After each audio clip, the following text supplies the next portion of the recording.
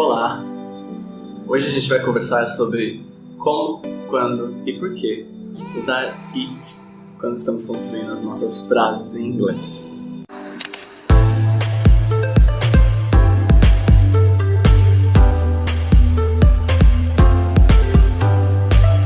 Vamos começar então por quê? A razão pela qual a gente usa o it é para que a frase faça sentido. Ah, mas em português eu tenho uma conversa e não tem esse problema. É exatamente isso. Em inglês as frases se tornam incompletas quando a gente usa o it. Então vamos analisar um exemplo do português e traduzi-lo direto para o inglês. Dê uma olhada. Meu primeiro namoro, mano, foi aqueles de escola, tá ligado? Aqueles que é escondido dos pais. Só que era tudo escondido, tá ligado? Era tão escondido que nem as meninas sabiam que eu namorava. Hello, darkness. Tell you, I just went to Brazil and I loved. You loved. Was fun. Was hot. Como vocês podem ver, nesse diálogo foi falado exatamente como a gente fala aqui no Brasil. E não existe o it ali dentro. Porém, no inglês, ele sempre tem nas frases sujeito, verbo. E é opcional ter um complemento. Então, se você tem uma frase que começou pelo verbo, essa frase só pode estar ali se ela for uma ordem. Do tipo, vá arrumar o seu quarto. Faça isso, faça aquilo. Então são ordens. Todas as outras frases têm sempre um sujeito. E aí no português, a gente também tem sujeito nas frases, é que a gente não sabe. Então quando alguém fala assim pra você, como foi a festa? Você fala, foi muito boa. Você está falando, na verdade, a festa foi muito boa. E aí vem a nossa primeira possibilidade de quando usar o it. Quando no português o sujeito está oculto, isso significa que você, naquela frase, irá usar o it. Então, por exemplo, a festa foi muito boa. Eu poderia falar simplesmente, foi muito boa. A festa é o sujeito, e ele está oculto. Evitei excesso de festas, evitei maconha, o que num curso de humanas na USP é um isolamento muito grande.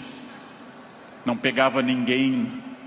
Aí eu chamei, opa, tudo bem? Comecei a bater papo, porque eu sou bom de papo, né, pai?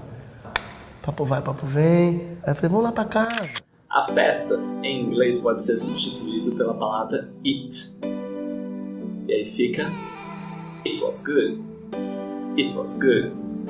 Entende? Nunca was good. Então, você coloca esse it, ao invés de dizer a festa novamente. Então, esse é um mecanismo para você não ter que ficar repetindo.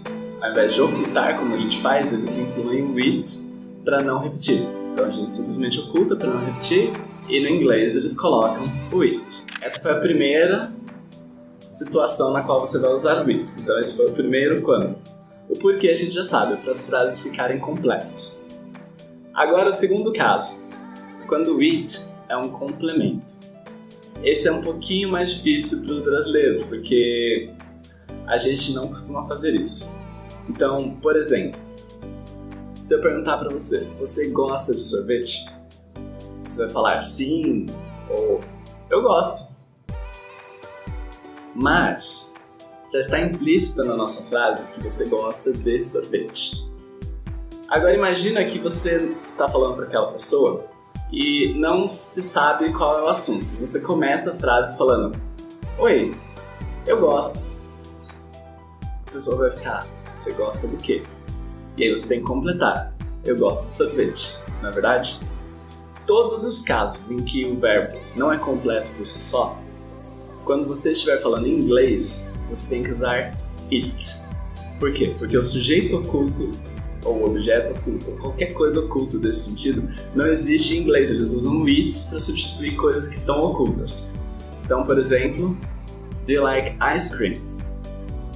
Você pode responder I do, e aí você está usando um auxiliar e não precisa do it. Mas, digamos que você queira usar o verbo, você vai falar yes, I like it. I like it. E reparem que eu conecto o it you like. Então fica I like it.